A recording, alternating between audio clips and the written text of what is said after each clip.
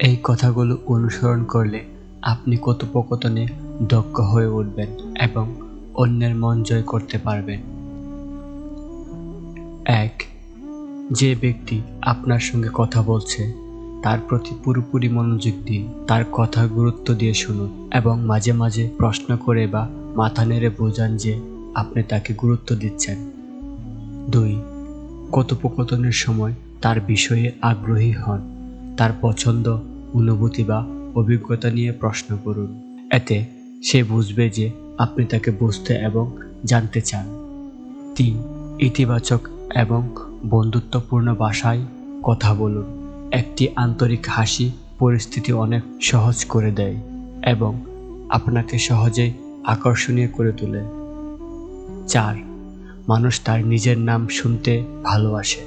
কথোপকথনে তার নাম মাঝে মধ্যে ব্যবহার করুন, তবে অতিরিক্ত নয়। এতে সে অনুভব করবে যে আপনি তাকে গুরুত্বপূর্ণ মনে করছেন। ৫.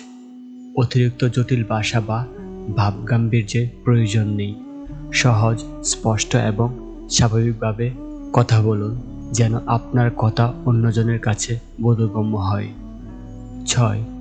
যদি সে কোনো বিষয় নিয়ে চিন্তিত বা খুশি হয়, তা বোঝার চেষ্টা করুন এবং সে অনুযায়ী সাড়া দিন। তার অনুভূতিকে সম্মান করুন।